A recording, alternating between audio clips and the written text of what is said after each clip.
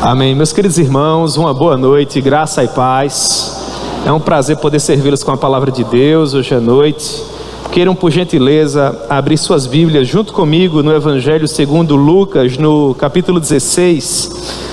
Esse foi o texto que Deus propôs ao meu coração para nós pensarmos um pouco hoje à noite. Nós vamos tratar a respeito daquilo que acontece conosco, com aqueles que foram comprados por Cristo na cruz do Calvário, após a sua morte física, para onde nós vamos, o que é feito das nossas almas, o que acontecerá com as nossas almas por ocasião do retorno glorioso do Senhor Jesus. Como vocês bem sabem, há poucos dias atrás, uma pessoa muito amada, muito querida, o pastor Valberto Cruz, um amigo de muitos anos, partiu para estar com o Senhor. E nós falamos muito, pensamos muito a respeito dessa passagem, do cumprimento da nossa missão sobre a face da terra e do momento propício determinado pelo Senhor para nos apresentarmos perante Ele, iniciarmos essa eternidade de gozo e alegria sem fim. Mas me parece que há muitos irmãos preciosos que talvez ainda tenham dúvidas a respeito daquilo que acontecerá conosco, da maneira como nós estamos completamente seguros em Cristo Jesus. E eu gostaria de rapidamente tratar um pouco a respeito desse assunto que é preponderante para a nossa teologia, para que você possa descansar o seu coração na certeza de que, a semelhança do nosso amado pastor Valberto, você se encontra em boas mãos. Se você compreendeu a mensagem da cruz ensanguentada, e se for vontade do Senhor que você feche os seus olhos sobre a face da terra, não tenha dúvidas. Quando você abrir os seus olhos novamente, você estará na presença do Rei dos Reis e do Senhor dos Senhores, e a palavra dele nos assevera isso. Amém? Então, Lucas capítulo 16, a partir do verso 19, a palavra do Senhor nos assevera assim: Ora, havia certo homem rico que se vestia de púrpura e de linho finíssimo, e que todos os dias se regalava esplendidamente. Havia também certo mendigo, chamado Lázaro, coberto de chagas, que jazia à porta daquele, e desejava alimentar-se das migalhas que caíam da mesa do rico, e até os cães vinham lamber-lhe as úlceras. Aconteceu morrer o mendigo, e ser levado pelos anjos para o seio de Abraão. Morreu também o rico, e foi sepultado. No inferno, estando em tormentos, levantou os olhos e viu de longe a Abraão e Lázaro no seu seio. Então, clamando, ele disse: Pai Abraão, tem misericórdia de mim, e manda Lázaro que molhe em água a ponta do dedo e me refresque a língua, porque estou atormentado nessa chama. Disse, porém, a Abraão: Filho, lembra-te de que recebestes os teus bens em tua vida, e Lázaro igualmente os males. Agora, porém, aqui ele está consolado, tu em tormentos. E além de tudo, está posto um grande abismo entre nós e vós, de sorte que os que querem passar daqui para vós outros não podem, nem os de lá passar para nós. Então ele replicou: Pai, eu te imploro que o mandes até a minha casa paterna, porque eu tenho 5 irmãos, para que eles possam lhes dar ouvidos, a fim de que eles não venham para esse local de tormento onde eu me encontro. Então Abraão respondeu: Eles possuem Moisés e os profetas, que eles possam dar ouvidos a eles. Então ele insistiu: Não, pai Abraão, se alguém dentre os mortos for ter com eles, eles se arrependerão. Abraão, porém, lhe respondeu: Se eles não ouvem a Moisés e aos profetas, tampouco se deixarão persuadir, ainda que ressuscite alguém dentre os mortos. Que o bom Deus possa, por meio da sua muita misericórdia, aplicar a sua palavra ao nosso coração. Meus queridos irmãos, vamos orar. Amém?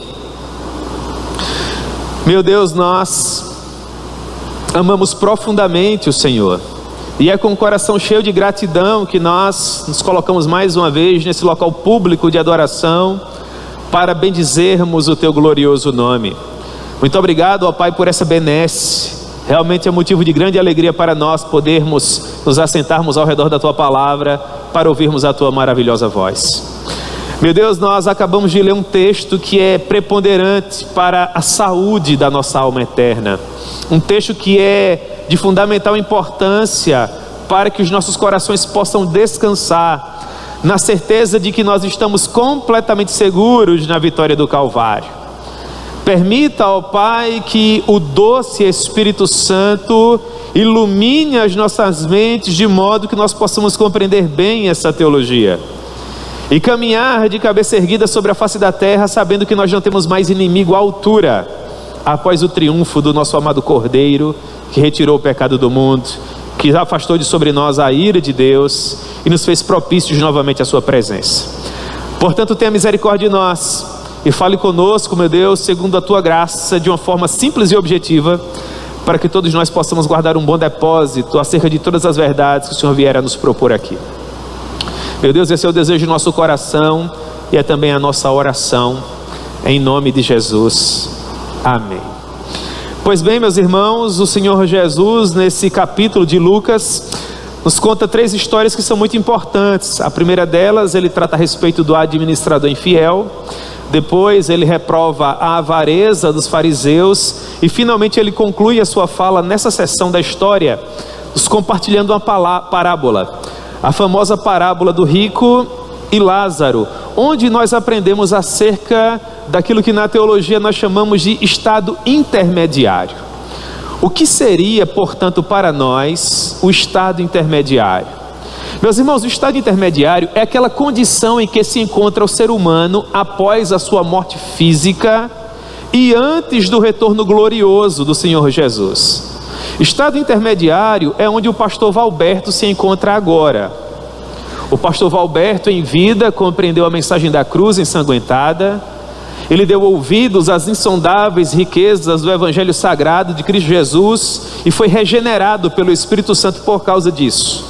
Em outras palavras, em vida, o pastor Valberto rendeu-se ao senhorio de Cristo e foi feito por meio da misericórdia dele uma nova criatura. Contudo, antes de Jesus ter retornado para buscar o seu povo, seu corpo místico que é a igreja, o pastor Valberto faleceu. A pergunta teológica que nós vamos esclarecer hoje à noite é: onde esse servo valoroso do Senhor se encontra? Ora, à luz das Sagradas Escrituras, o pastor Valberto se encontra naquilo que nós chamamos de estado intermediário. Jesus, por sua vez, chamou nessa parábola de seio de Abraão, que é um local de gozo, um local de alegria, que aguarda aqueles que em vida receberam o Senhor Jesus como o único e suficiente Salvador das suas almas. E o Senhor Jesus, de uma maneira brilhante, através dessa parábola, nos ensina esse princípio teológico para que o nosso coração possa descansar em paz, na certeza de que se nós partirmos antes do retorno glorioso de Jesus, antes do arrebatamento, nós não teremos o que temer, porque nós estamos completamente seguros em Cristo Jesus. Nós sabemos exatamente de onde nós saímos, nós sabemos aquilo que foi feito por nós, e através daquilo que foi feito por nós, lá na cruz do Calvário, nós sabemos exatamente para onde nós vamos.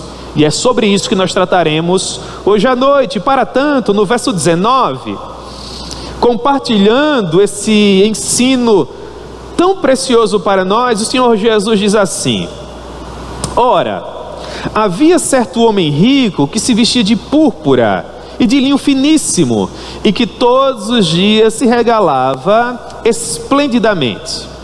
Até então, aparentemente, não há nada de errado no comportamento desse homem. Afinal de contas, não é pecado ser rico, gozar de algum conforto sobre a face da terra. Absolutamente. Pelo contrário, sempre que Jesus faz menção aos problemas que são acarretados pela riqueza, ele não se refere ao dinheiro especificamente, mas ao poder que esse possui de nos desviar do nosso objetivo, que não é outro senão amontoar tesouros no céu.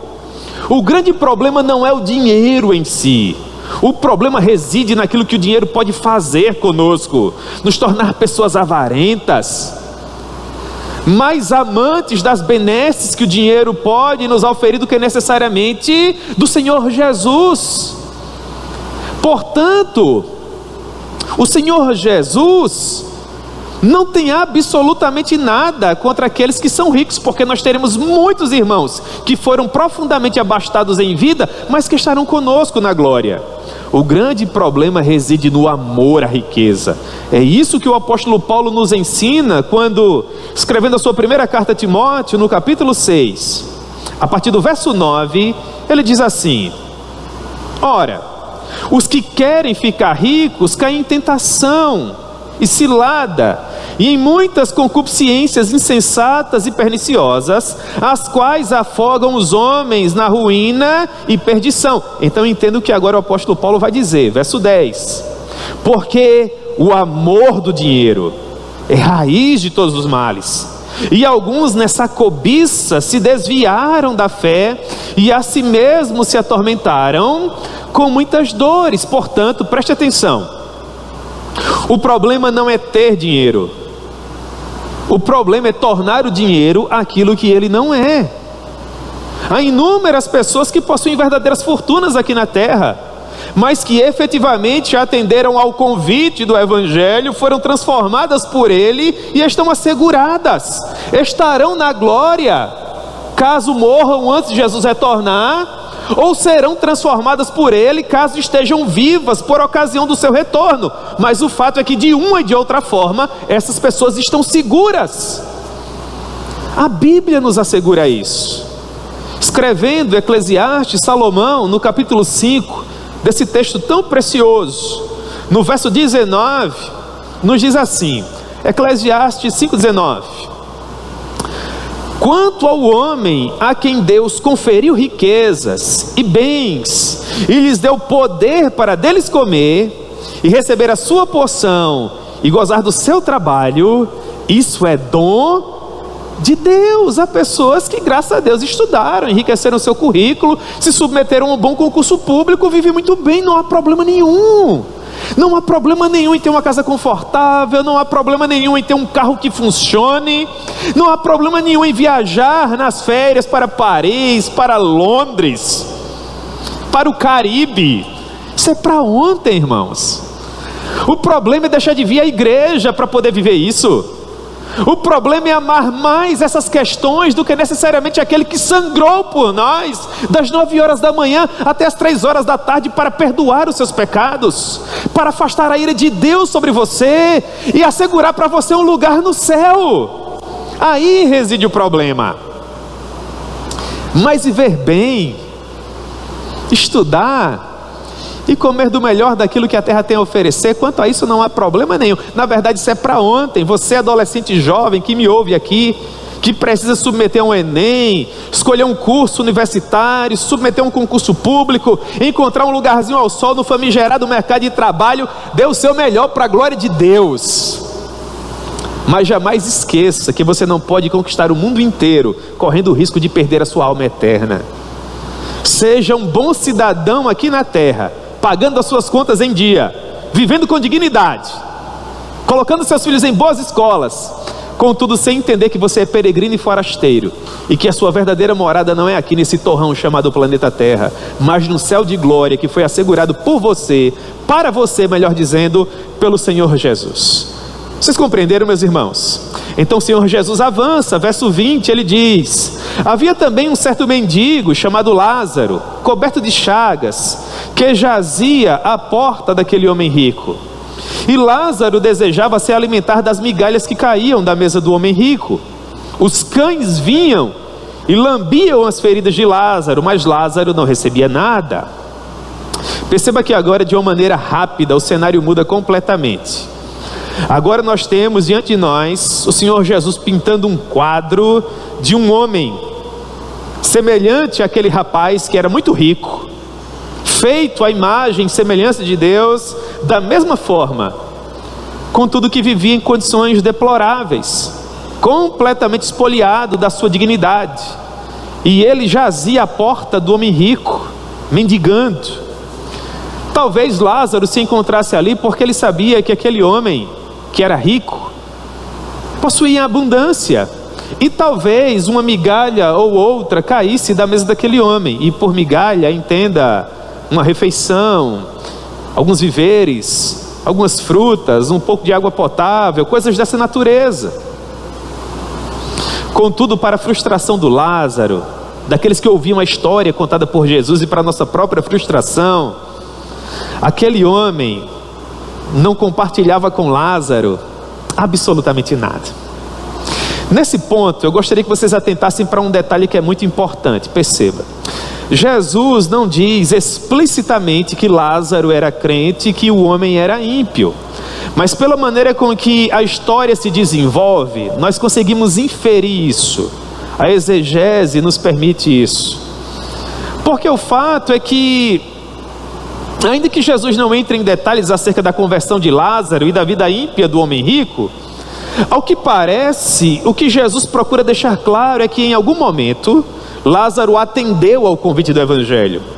Ele deu ouvidos a boas novas de salvação e teve a sua vida transformada, enquanto que o homem ímpio não, enquanto que o homem rico, infelizmente, não. E isso fica ainda mais claro nas palavras que seguem. Por quê? Verso 22: aconteceu morrer o mendigo e ser levado pelos anjos para o seio de Abraão. Morreu também o rico e foi sepultado. Nesse ponto da história, Jesus nos diz que tanto aquele que era crente, Lázaro, faleceu, e da mesma forma o homem que era rico. Lázaro, ao que parece, nenhum sepultamento digno teve, porque dignidade ele não teve nem em vida, que dirá em seu enterro. Enquanto que o homem rico, o que não é problema nenhum, teve um bom sepultamento. Até então tudo bem.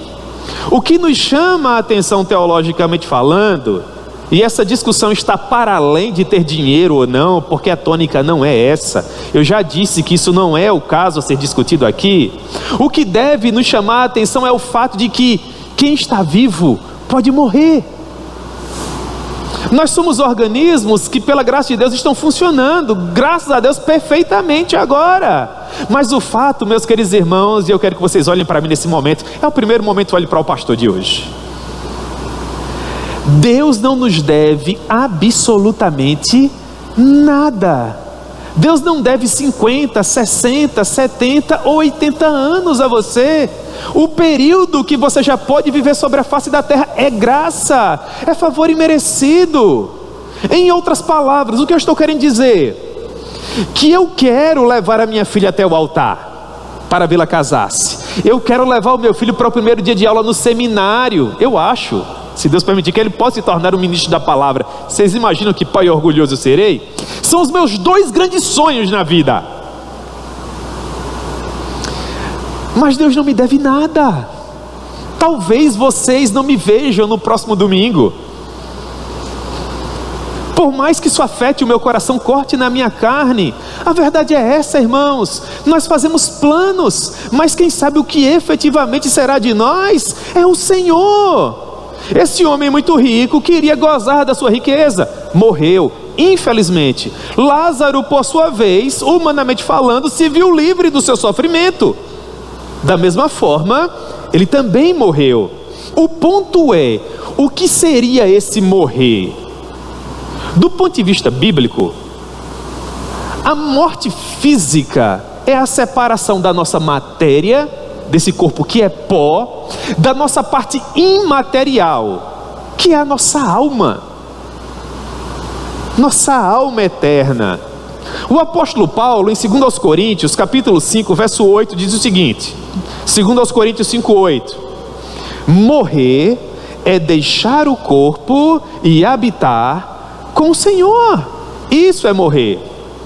Ora, quando um ser humano morre, fisicamente falando, a sua matéria, o seu corpo físico, que veio do pó, voltará ao pó. Mas a sua alma, que foi dada por Deus e que é eterna, retornará a presença do Senhor, e isso no caso dos crentes. É justamente o que acontece aqui na história que Jesus está nos contando. Primeiro momento, Jesus se refere a Lázaro. Ele diz assim: a alma de Lázaro, o mendigo, foi levada pelos anjos para o seio de Abraão. Perceba que se trata efetivamente de um lugar. A alma de Lázaro não ficou à deriva. A alma de Lázaro não ficou, entre aspas, penando sobre a face da terra. Jesus é muito claro. No momento em que ele morreu, os anjos o tomaram e o levaram até a presença do Senhor. Isso é o que na teologia nós chamamos de estado intermediário. Lázaro foi levado imediatamente para a presença do nosso Deus. É o que o apóstolo Paulo nos ensina em Filipenses capítulo 1, verso 21. Filipenses 1, 21, o que é que está escrito? Vamos lá, os irmãos aí da produção, olha aí. Porquanto, para mim o viver é Cristo, é o que Paulo está dizendo, mas o morrer é lucro. Entretanto, se o viver na carne traz fruto para o meu trabalho, eu já não sei o que escolher. De um e outro lado estou constrangido. Paulo diz: tendo o desejo de partir e ficar perambulando por aí. É isso? Tendo o desejo de partir e entrar num sono, em um entorpecimento. Tendo o desejo de partir sem saber para onde vou. É isso que está escrito? Não, não é. O que está escrito é o seguinte: tendo o desejo de partir e estar com Cristo, o que é incomparavelmente melhor. Esse é o ponto, e com relação a isso não pode haver dúvida. Você deve depositar toda a sua confiança nessa verdade que para nós evangélicos é inafastável. Meu irmão, abra bem os seus ouvidos e preste atenção. Você não tem mais inimigo à altura. Você está completamente seguro. O pior de todos os inimigos foi vencido na vitória do Calvário. A morte já não possui qualquer poder sobre nós, porque tudo que ela pode fazer, segundo o pastor John MacArthur, que partiu há pouco tempo, por sinal, tudo que a morte pode fazer é marcar o nosso encontro eterno com o Senhor, onde há alegrias indizíveis e delícias perpetuamente. O teólogo Charles Holt diz o seguinte, abre aspas: a alma dos crentes é, ao morrer, aperfeiçoada em santidade. Isso é Hebreus 12, 23. E passa imediatamente para a glória.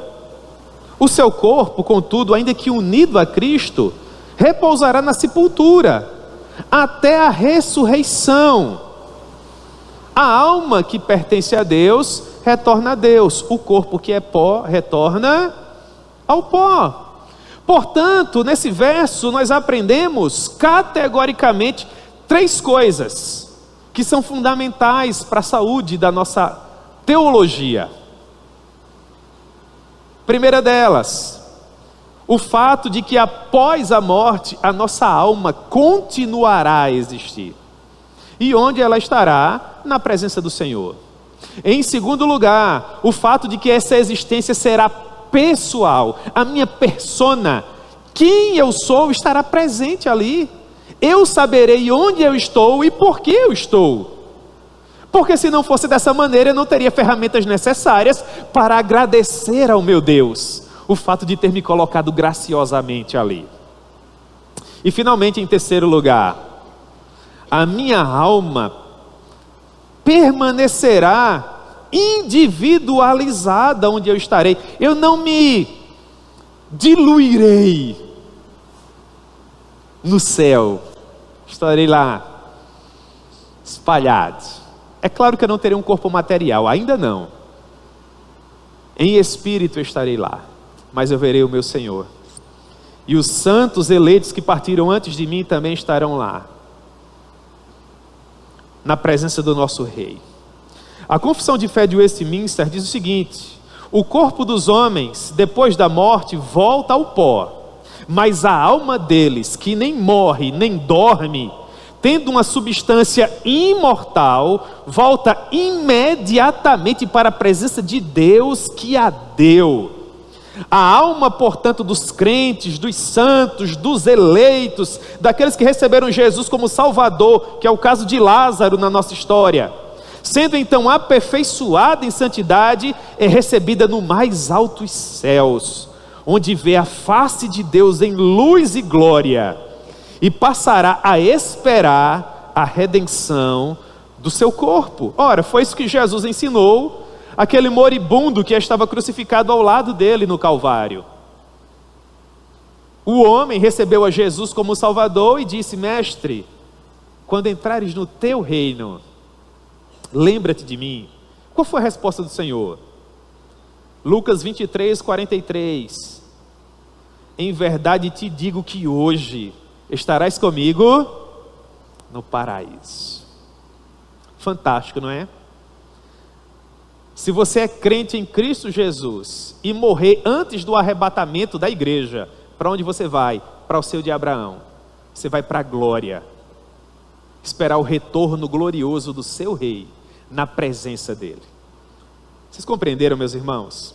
Mas no caso daqueles que infelizmente ainda não deram ouvidos ao evangelho, o que acontece? O texto diz que morreu também o rico e foi sepultado. Agora olhe para o verso 23. O verso 23 diz assim: no inferno, estando em tormentos, levantou os olhos e viu ao longe a Abraão e Lázaro no seu seio. Perceba o que Jesus nos ensina aqui. Enquanto Lázaro estava em um lugar agradável, que foi chamado pelo Senhor Jesus de seio de Abraão, o rico, após a sua morte, foi levado para um local de tormento. Há informações relevantes aqui. Primeira delas, o Senhor Jesus diz assim, verso 23, a parte inicial: no inferno. Atente para a ideia de lugar que Jesus procura deixar claro aqui. Assim como aquele que recebeu a Jesus como único e suficiente Salvador, após a sua morte estará em um local, estará em um lugar, estará seguro na presença do seu Deus, da mesma forma, aquele que infelizmente, e eu digo isso muito solenemente e com muito respeito, aquele que infelizmente não deu ouvidos ao Evangelho de Jesus Cristo, após a sua morte também será levado a um lugar. Há muitas pessoas que dizem que o inferno não existe, há muitas pessoas que dizem que na verdade o inferno é aqui, mas isso contraria claramente aquilo que Jesus nos ensinou. Não há nenhum personagem bíblico que tenha ensinado mais sobre a verdade de que o inferno é um lugar para onde aqueles que não reconhecem a Jesus como o único e suficiente Salvador de suas vidas vão, senão o Senhor Jesus. O Senhor Jesus foi aquele que mais ensinou sobre isso. Por exemplo, em Mateus capítulo 25, verso 41 está escrito, Mateus 25, 41. Então, o rei dirá também aos que estiverem à sua esquerda: apartai-vos de mim, malditos, para o fogo eterno, preparado para o diabo e os seus anjos, porque tive fome e não me deste de comer, tive sede e não me deste de beber, sendo forasteiros não me hospedastes, estando nu não me vestistes, achando-me enfermo e preso não fostes ver-me. Portanto, Jesus, dentro desse exemplo, está dizendo que infelizmente essas pessoas ouvirão dele: apartai-vos de mim para o fogo eterno. E lá, no fogo eterno, infelizmente essas pessoas estarão em tormentos, onde a dor e a aflição serão terríveis e serão reais. Por mais que a linguagem que Jesus esteja se utilizando aqui seja uma linguagem simbólica, está claro que o sofrimento nesse local será real. Assim como a alegria de Lázaro era real, a alegria, ou melhor, a tristeza, o tormento e a dor do homem rico também eram reais. No Evangelho de Marcos, no capítulo 9, o Senhor Jesus diz assim: Se a tua mão direita te faz tropeçar, corta, porque é melhor entrar sem uma mão na vida do que tendo as duas mãos ires para o inferno, para um local onde o fogo não se apaga, onde o verme não morre. Portanto, mesmo que a descrição do sofrimento que já será experimentado por quem for para esse local seja representada aqui por uma linguagem simbólica, o que Jesus procura deixar claro é que o sofrimento nesse local será vívido, será intenso, será real. E esse homem, o rico, estando nesse local de angústia, levantou os olhos e viu ao longe a Abraão e a Lázaro no seu seio. Perceba que o estado aqui é de consciência. Lázaro estava em um local definido, o seio de Abraão. Ele estava lá pessoalmente e conscientemente. Lázaro sabia onde estava e por que estava. Jesus agora faz menção ao rico que sofria, estava no local de tormento. E levantando os olhos, ele reconheceu a Lázaro, viu que Lázaro estava do lado de Abraão, e era uma situação cognoscível. Ele raciocinava, compreendia o que estava acontecendo ali.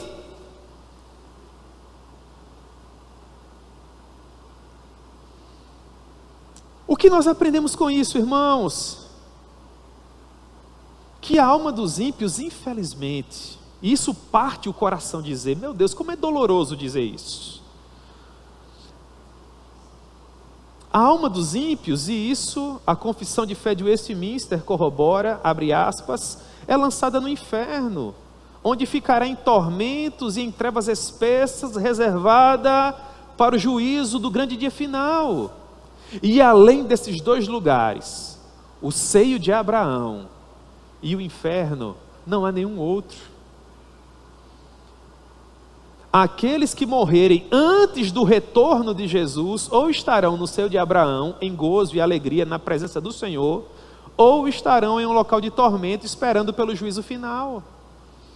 Isso faz cair por terra o niilismo ateísta, que diz que após a morte não há mais nada. Há pessoas que falam dessa maneira, não é? Vive intensamente porque após a morte não há mais nada. Está errado, biblicamente falando. Deus está dizendo categoricamente que há dois lugares. Isso faz cair por terra também a doutrina do purgatório. É uma doutrina que diz que aqueles que não pecaram para a morte, ou seja, que já não morreram condenados, mas que a esperança, serão lançados em um local de tormento, chamado purgatório, e eles vão sofrer por um tempo que só Deus sabe quanto haverá de durar ali, e após aquele tempo, purgados dos seus pecados, aquelas pessoas terão de sair do purgatório e entrar no céu. Meus irmãos, por que é que nós somos contrários a essa doutrina? Porque essa doutrina arrasa a suficiência da cruz. Ou a cruz é suficiente para salvar, ou ela não é. Como é que eu digo que você está completamente seguro em Cristo e depois eu te digo na mesma sentença que você vai ter que sofrer por vários séculos, quem sabe, a depender da quantidade dos seus pecados no purgatório, para só então Deus te tirar dali e te colocar no céu? Biblicamente falando, não faz o menor sentido. Não há uma única referência plausível para dar supedâneo, sustentação a essa doutrina. O que Jesus nos ensina aqui também faz cair por terra a doutrina da reencarnação. A Bíblia é muito clara, ela é cristalina até. Após a morte segue-se o juízo. Ainda nesse texto nós veremos, no final da minha fala, que é impossível mudar de lugar, sair do inferno e ir para o seio de Abraão, sair do seio de Abraão e ir para o inferno, sair de quaisquer desses dois lugares e retornar ao planeta Terra. É impossível. E finalmente o que Jesus nos ensina também faz cair por terra o sono da alma. Quando um ser humano morre, ele vai estar em estado de consciência, seja em um ou em outro lugar, e vai saber o motivo pelo qual ele se encontra ali. Também não há aniquilamento da alma. Está sendo muito discutida atualmente uma teologia equivocada por demais, que diz que Deus não seria tão duro, permitindo que uma pessoa sofresse eternamente no inferno. Mas a Bíblia não diz que o inferno será parcial, tampouco o céu, seja de uma ou de outra forma, de um ou em outro lugar. A Bíblia diz que tanto o que vai para o céu, como o que vai infelizmente para o inferno, estarão lá por quanto tempo? Eternamente. E nós não podemos suavizar essa verdade para tentar não chocar o pecador, porque isso seria fazer um mal imenso a ele. Se a Bíblia diz que algo é de determinada maneira, a nossa missão, enquanto pessoas fiéis às Sagradas Escrituras, é dizer exatamente o que a Bíblia diz, nada mais, nada menos. Quanto mais nós tentamos maquiar, diluir a verdade, para que o pecador não se sinta chocado, mais nós contribuímos, infelizmente, ainda que essa não seja a nossa vontade, o nosso desejo, com a possível perdição dessa pessoa. Se o Evangelho foi pensado pelo nosso Deus Todo-Poderoso para ser chocante, quem somos nós para retirar isso dele? Se o momento de nós refletirmos a respeito da eternidade das nossas almas é agora, de maneira séria e solene, então que seja agora, irmãos. Se for da vontade do Senhor, é melhor que a gente sofra agora, pensando sobre essas questões, enquanto há esperança, do que partir, sabendo que após a morte, não há mais o que seja feito. Não é verdade? Pois bem, caminhando para o final, disse porém a Abraão: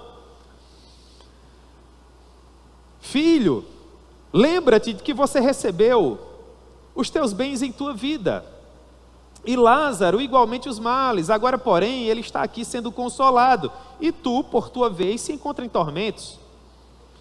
E além de tudo, preste atenção ao verso 26, está posto um grande abismo entre nós e vós, de sorte que os que querem passar daqui para vós outros não podem, nem os de lá passar para nós. Olha só, antes disso, texto que eu não li, passei por ele, o verso 24, o homem rico havia pedido para que Lázaro molhasse a ponta do seu dedo em água e refrescasse a sua língua, por conta do local de tamanho sofrimento em que ele se encontrava. Então aqui nós temos duas condições para nós pensarmos. Em um primeiro momento, quem está no seio de Abraão pode ir até o inferno fazer alguma coisa? E vice-versa? Ora,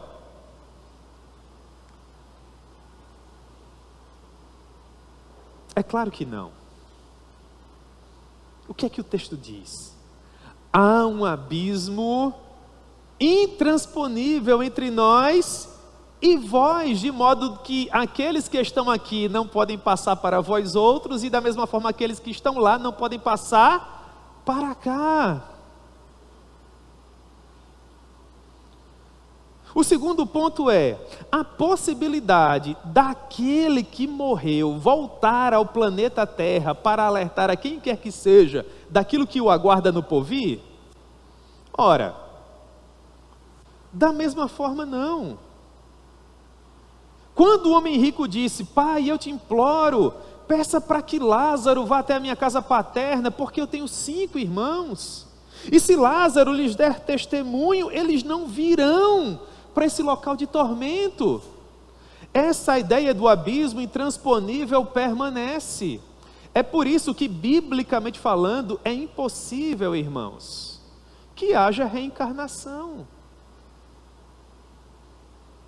Nós só temos uma única oportunidade de fazer a nossa vida valer a pena, e é agora. Enquanto há vida, há esperança. Abraão respondeu, verso 29, eles têm a Moisés e aos profetas, que eles os ouçam. Mas ele insistiu: não, pai Abraão, se alguém dentre os mortos for ter com eles, eles vão se arrepender. Então Abraão disse assim, e eu acho que a resposta de Abraão foi muito coerente. Verso 31. Abraão, porém, lhes respondeu: se eles não ouvem a Moisés e aos profetas, tampouco se deixarão persuadir, ainda que ressuscite alguém dentre os mortos. Em outras palavras, nós temos os evangelistas, nós temos os missionários, nós temos os ministros da palavra, nós temos os capelães. Que ministério precioso da capelania hospitalar, para a glória de Deus. Nós precisamos dar ouvidos a essas pessoas, irmãos. Teologicamente falando, nós estaríamos em maus lençóis se as almas eternas das pessoas que nós amamos estivessem à mercê de que um espírito tivesse que retornar, seja do seio de Abraão ou do inferno, para compartilhar as boas novas de salvação. Mas aprove ao nosso Deus misericordioso como Ele é, compartilhar conosco essa benesse que é sem igual. Cabe a você, meu querido irmão, a você, minha querida irmã, que possui parentes que ainda não se renderam ao senhorio de Cristo Jesus, pessoas que compartilham da mesma rua, do mesmo bairro, da mesma cidade, compartilhar esse evangelho a tempo e fora de tempo, quer seja oportuno, quer não. Deus colocou em nossas mãos essa maravilha, que é a possibilidade de nós falarmos acerca desse Jesus que pode perdoar os pecados dessas pessoas que nós tanto amamos, para que elas possam estar, por meio da muita misericórdia do Senhor, em um lugar de gozo e de alegria por toda a eternidade. Nós não dependemos de absolutamente nenhum outro ser para isso, mas essa responsabilidade foi nos dada a nós, para que nós possamos ser esses dispenseiros de salvação, de transformação, para que nós possamos ser essas ferramentas nas mãos do Senhor, para que Ele possa escrever novas histórias e transformar radicalmente a vida dessas pessoas que nós tanto amamos. Porque não há qualquer possibilidade de quem já partiu retornar para salvar ninguém. A Bíblia é muito clara. Os mortos apenas retornarão por ocasião do arrebatamento, do retorno glorioso do Senhor Jesus. Olha o que João, capítulo 5, verso 28 vai dizer. João 5, 28. Palavras do Senhor, Ele diz: não vos maravilheis disto, porque vem a hora em que todos, e essa palavra todos, ela engloba literalmente todos aqueles que morreram antes de Jesus ter retornado. Todos os que se acham nos túmulos ouvirão a sua voz e sairão. Agora olha o que diz o verso 29, irmãos. Como é que Jesus pode ser mais claro que isso? Ele diz: os que tiveram feito o bem para a ressurreição da vida, e por ter feito o bem é tê-lo reconhecido como Senhor, porque a própria Bíblia diz categoricamente, para que não haja dúvida, de que não há salvação por meio de obras. A salvação é pela graça através da fé. Salvação é favor imerecido. Salvação é você olhar para a vitória do Calvário. Salvação é você olhar para Jesus sangrando na cruz e dizer, com a ajuda do Espírito Santo: isso foi por mim. Salvação é quando você se apropria dessa verdade e passa a viver por meio dele e para ele, porque você não possui absolutamente nada que você possa dar a Deus em troca da sua salvação eterna. Seria até ridículo você oferecer a casa que você tem em Campina Grande para Deus dar a casa dele no céu a você, ou a sua conta bancária, ou o seu carro e moto, ambos enferrujados. Estou brincando, eu sei que é novo, meu irmão, para a glória de Deus. Hebreus 9, 27, irmãos. E assim está ordenado aos homens morrerem uma só vez. E depois disso o que é que vem? O juízo. Meus queridos irmãos, vocês compreenderam o que é que acontece com o ser humano após a sua morte?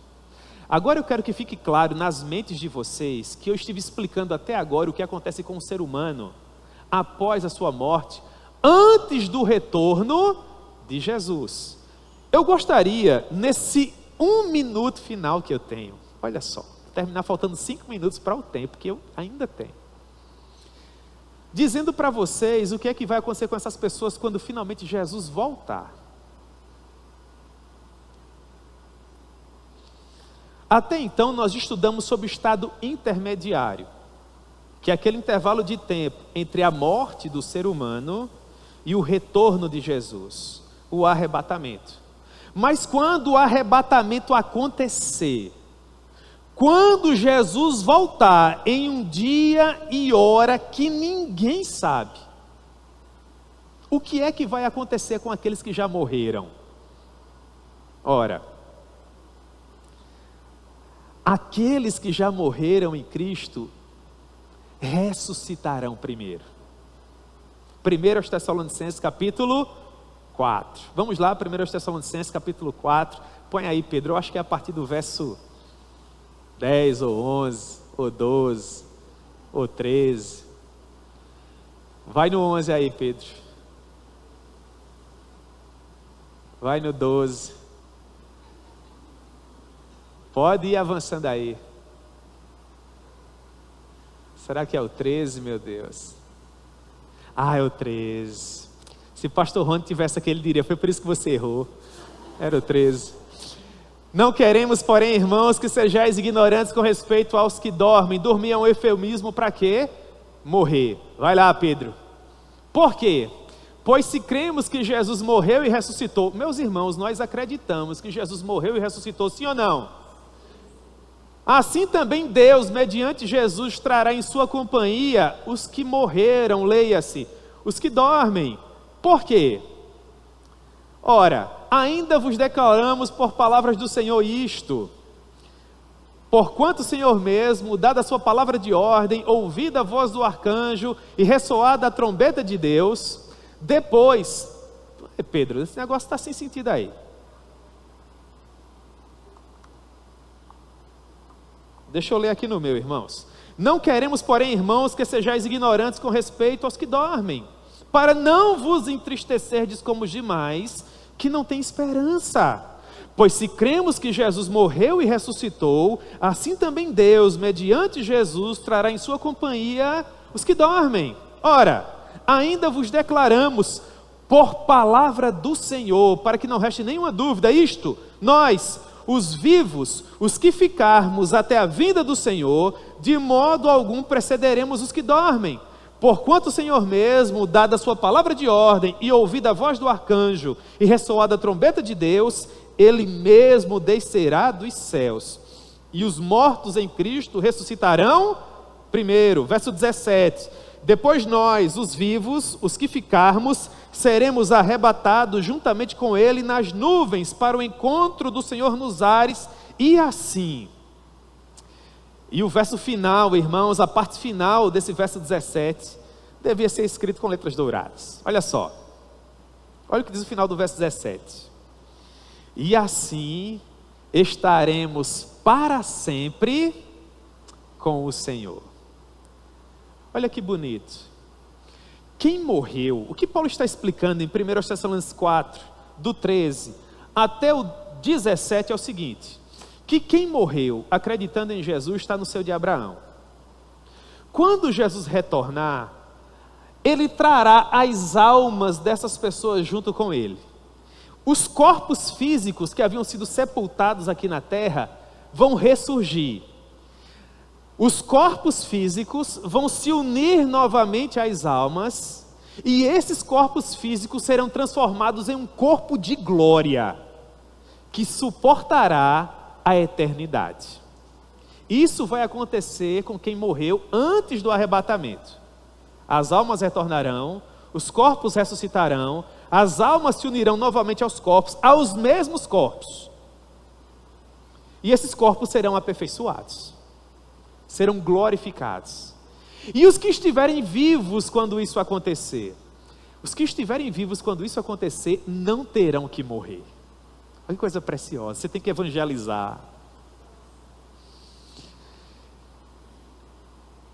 Após isso ter acontecido com os que morreram, a união das suas almas com seus corpos e a sua glorificação, os que estiverem vivos, sem ter que morrer, também serão glorificados. Eu fico imaginando como é que vai ser. Já imaginou? A minha imaginação é muito fértil. Eu fico imaginando o Homem de Ferro se vestindo, né, da armadura.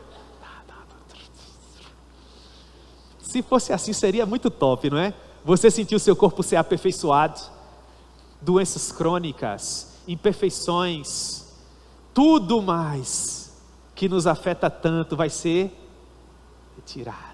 E você vai olhar para mãos perfeitas, com uma pele e unhas perfeitas, e um corpo perfeito, e cabelos perfeitos, olhos, órgãos internos, tudo mais, perfeito ao ponto de suportar a eternidade com o Senhor. Quando isso acontecer, nós veremos um grande trono branco. E nós veremos aquele que se encontra sentado no trono, de cuja presença fugiram a terra e o céu.